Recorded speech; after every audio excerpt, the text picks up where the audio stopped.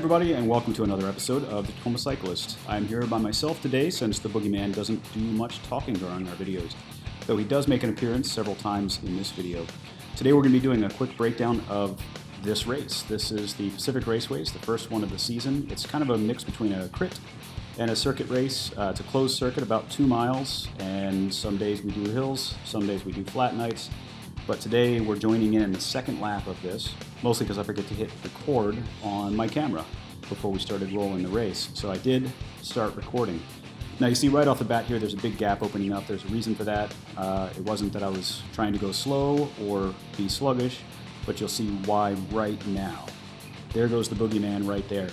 My job tonight, I was going to try to get him into a break, and I saw that move going up, so I tried to get the Boogeyman into a break and let him go ahead. Unfortunately, it didn't stick. You'll see here in just a second some folks decided to go ahead and go around me.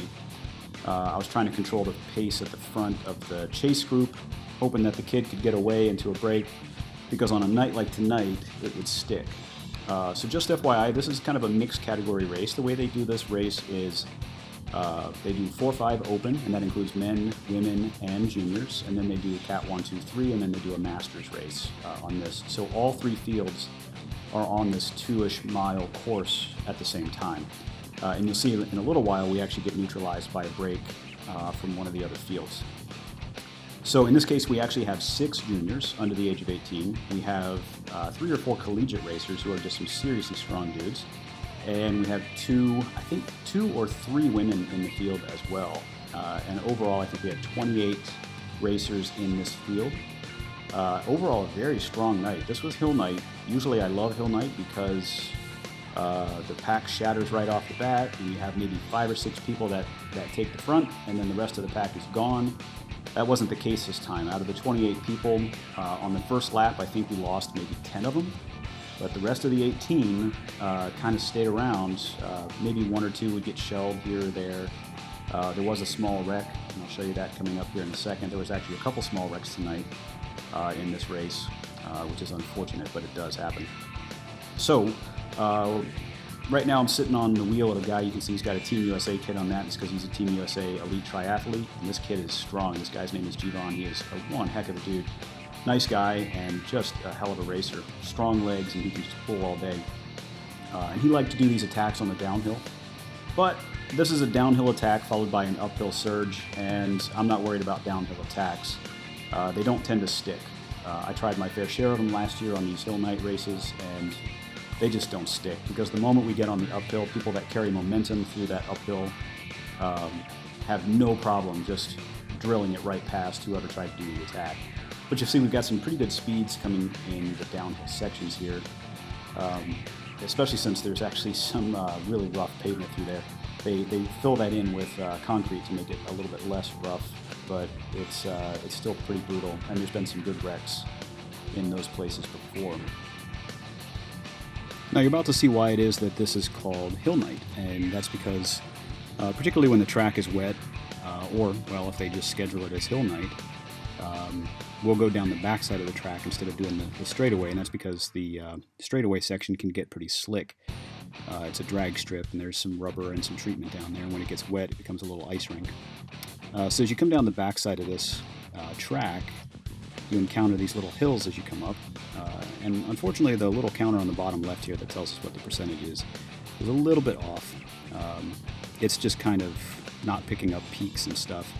It's just kind of averaging it out. But these, if you look at Strava and if you look at the GPS files on these, they actually peak out well over 10% through some of these sections right here. It's just that the fit file doesn't actually translate that because it's doing it with barometric pressure. So as you're coming up here, you really are grinding one heck of a gear to get to the top, and especially to carry power and speed through that little hill. And as you do that, for a half an hour, 45 minutes, or even an hour later on in the season, as the light is out, it really starts to kind of wear on you, and it can get kind of tiring. But that's the reason that these fields will split so early on in the race, is because you've got these hills that really require a decent amount of power to carry through. Now you can see we got one guy up there ahead. Really, there's no threat from a single rider this early in the race on hill night. It's just no breaks from a single rider hold. So no need to chase that kind of stuff. He'll get pulled back in. The young man behind him there is actually only 12 years old. There's a couple juniors in this field that are really young. The Boogeyman's 12 right now. That young rider was 12. I think there's a 10-year-old in the pack as well who was holding his own. He got dropped, but I mean, there's only so much you can do as a little guy out there. And then we've got a couple other guys that are 14 to 18 years old that are just brutal riders. I mean, like really strong and very good bike handlers. So very impressive. Now you see I'm at the front here. It wasn't my goal to be on the front. Certainly not, I'm not sheltered from the wind here, and this is going into a section with a headwind. But after you come out of those hills, pretty much wherever you are is, nobody's going to want to come around you to fight. Everybody kind of wants to sit in and rest. So if you find yourself at the front, you're going to be at the front. And you'll notice I wasn't putting out a whole lot of power. I was kind of resting, sitting in, even though I was on the front. I know people will come around me, so no need to push there.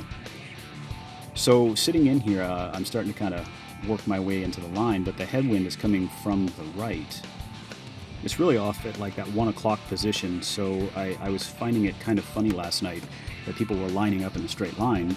It didn't benefit you to be in a straight line coming through this headwind section because that wind is coming from the right. So all of these guys that aren't kind of forming off to the left are just wasting their power. It's not needed there.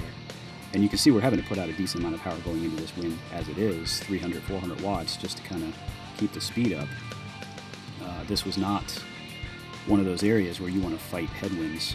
So what I would do is find somebody that would sit ever so slightly in front of me and to the right, and then just use them to carry my speed up.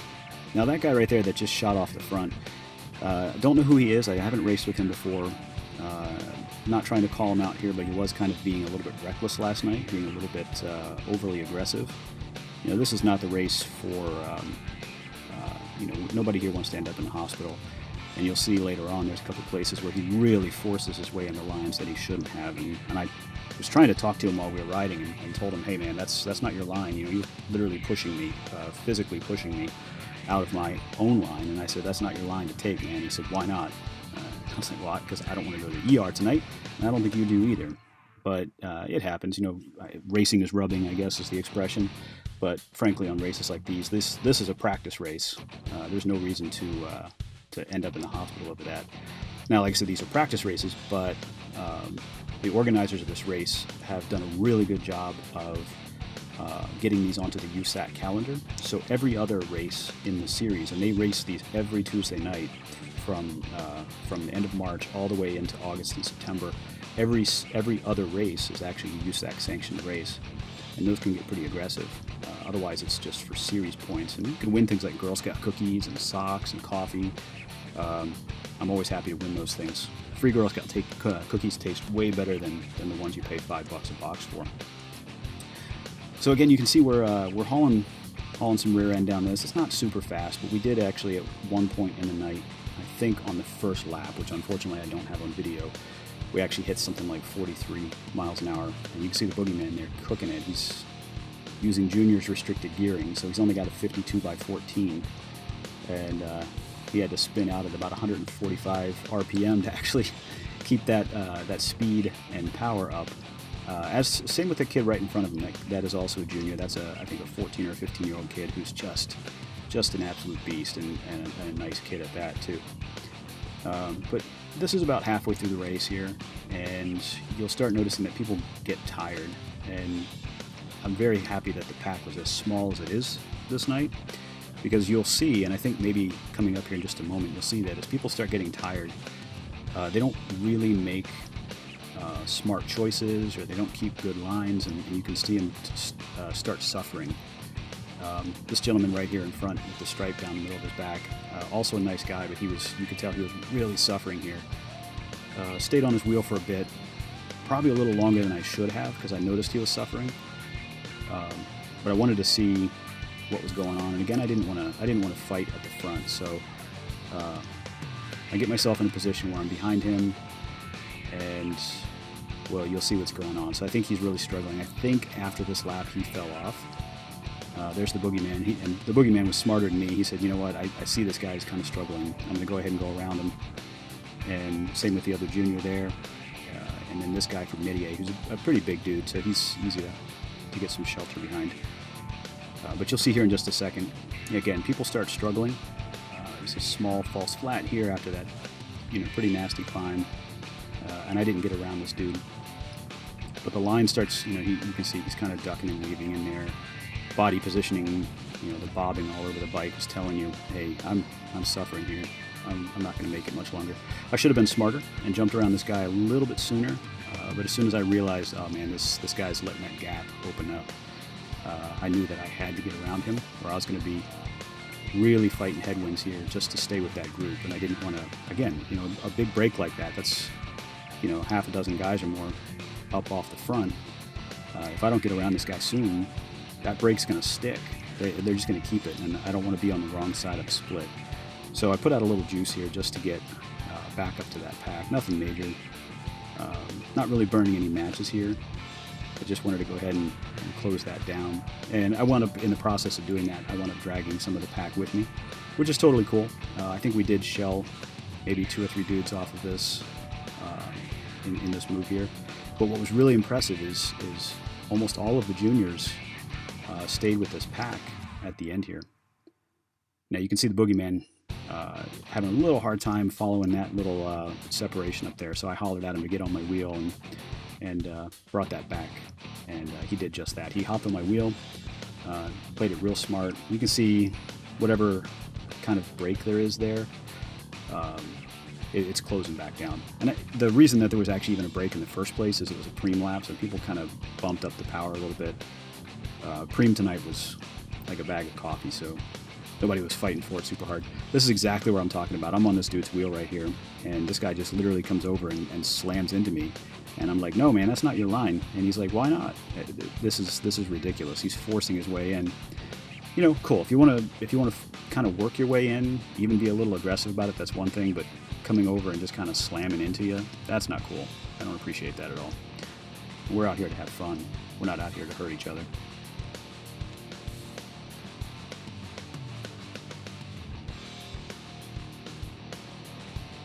Okay, so you see this UW guy, the Husky, on my right, and I pulled up next to him on purpose. I actually don't mind being kind of in the headwind here. You can see I'm not putting out much power. We're not going very fast, and there's a really good reason for that. My purpose here is I knew full well that these UW guys, and there's 3 of them from the University of Washington, I knew full well that they were going to plan on attacking on this descent. So what I wanted to do, I had a couple teammates in the pack with me. I wanted to sit up here next to this UW guy because I figured if anything, he's not their lead guy. He's going to be covering the attack or trying to control the pace. So I wanted to sit next to him. You can't see it on the camera right now, but he's just to my right, and we're sitting there actually chatting it up. My intent here is to try to kind of distract him a little bit, talk to him, hey, how's your day? Haven't seen you out here racing before. I really want to just keep him distracted so that if there is an attack that goes, it's too late for him to respond. And it was working pretty well. Now, unfortunately, one of my team members didn't realize that's what I was doing, and he attacked me, and that kind of opened up the pack again. Unfortunate. It happens, though. It's hard to read what's going on in the pack. But that put the UW guys back on the offensive again here. And, with a pack of 3 collegiate dudes that are all pretty strong, I don't want to put them on the offensive. I want to try to keep them in the defensive all night long.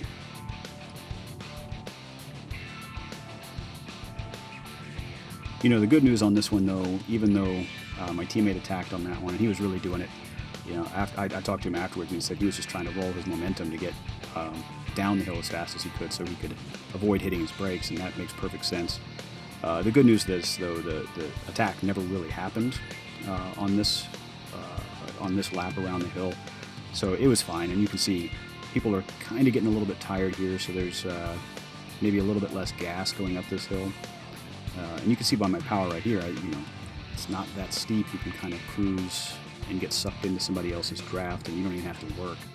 If you're on the front, if you're attacking like a lot of these guys like to do on the downhill, and then they like to be on the front, again, look at me, I'm doing 170. All right, so it's spiking now as the climb starts to pitch in.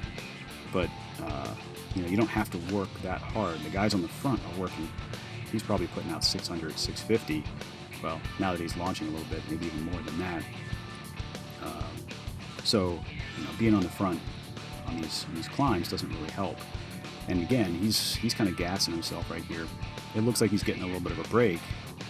But the unfortunate thing is, remember earlier I said that we got neutralized by the pack, by a breakaway from one of the other packs. Well, that's what happened here. So those two dudes right there, people behind us were yelling, "Neutral, neutral," which means you get over to the right because you got another pack coming up right beside you here. And I'm telling this guy, don't chase, man, don't chase. You're going to wind up getting DQ'd. Those two guys on the left are not from our race. And the guys from our race that are up there should have neutralized, should have gone to the right. And instead, they decided to kind of stage a break. Now, the guy from University of Washington, he didn't know. This is his first time out here at the race. The other guy, on the other hand, absolutely knew. And he just decided, hey, I hear neutral, I'm going to go. And that's not cool. You got neutral for a reason. You want to be safe. You got a pack passing you. You don't want to impede that race. So what happened is these two guys from the other field sped past us, and the two guys from our field are sitting there going, "Go, go, go!" Telling the guys from the other field to go because, hey, we got this breakaway. And my teammate was telling me, he's like, "I told these guys, no, you're not in our pack. You can't race us." And this guy tried to blow past and chase it down. I'm like, dude, don't do that. You're going to get DQ'd. You can't work on another pack. You're not allowed to do that.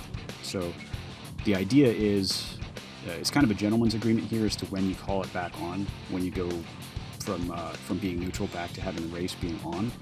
But the idea is you really want them to be about 100 meters up before you start the race again. So a lot of times a break like that, it'll slow down. You don't want to immediately catch the break. It's just not safe.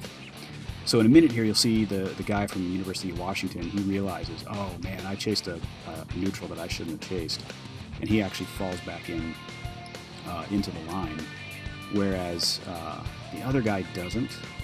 Now, eventually he does break off from the pack because that breakaway was actually moving really fast and really hard, and he couldn't hold with it, so he's out on his own. And again, a solo rider on this course, it just doesn't hold. So even though there was only a couple laps left and this guy's out by himself, nobody cares. So in just a moment here, you'll see that the race kind of picks back up again. At headwinds strong enough that I'm having to do upper 200s, lower 300s just to do 21 miles an hour on the flats. And that's, the race is officially back on. Here comes the University of Washington guy. And he came back and he's like, oh man, I'm really sorry, I didn't know. And hey, that's cool, whatever. People are out here at this type of race. They're out here to learn, they're out here to practice. They're not out here to be super aggressive and hate you for doing stuff like that. But, the other guy continuing to stay with the breakaway. It's like, what are you thinking, man? That's not cool. All right, so at this point, I realize I'm sitting here on the front. I'm doing all the work for this group right now, and I'm like, no, I'm going to back my power off. I'm not going to sit here and push on the front. If people want to come around me, they see, hey, somebody's up there willing to work. No, I'm not willing to work right here. So you can see I dropped my power off pretty good. Got no interest in driving the front of this race. I've got no interest in chasing that guy down that went off when he shouldn't have. And in fact, if that stuck, you better believe, not just me, but a few other folks would have gone up and said, no, that guy didn't get first place. He attacked illegally. So I've got no interest in driving the pace here. I'm going to go ahead and sit in, just do light wattage here, and wait for people to come around me. I'm not going to kill myself here. And I also know, of course, the hill's coming up anyway.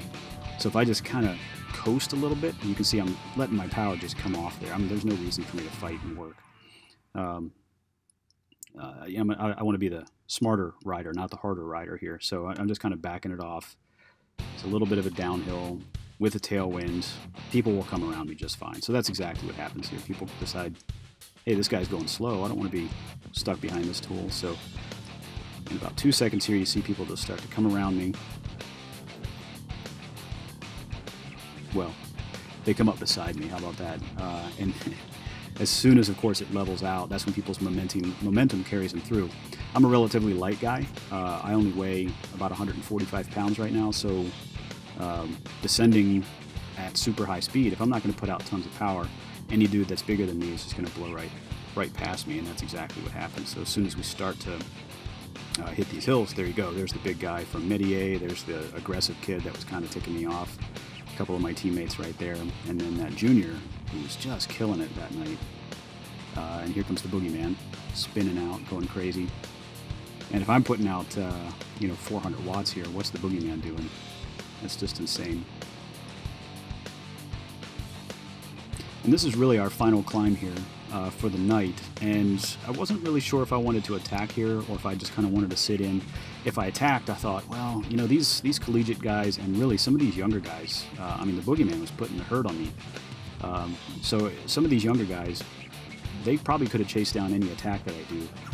What I like to do is in this little section right here, just kind of get to the top, right where it starts to kind of level out into a false flat, and dip down from that 600 range down into the 400 range, kind of cruise there for a little bit, and as soon as things start leveling back out again, just launch a massive attack from behind. And you can see I'm sitting here contemplating that. I'm like, oh, should I do it? Should I do it?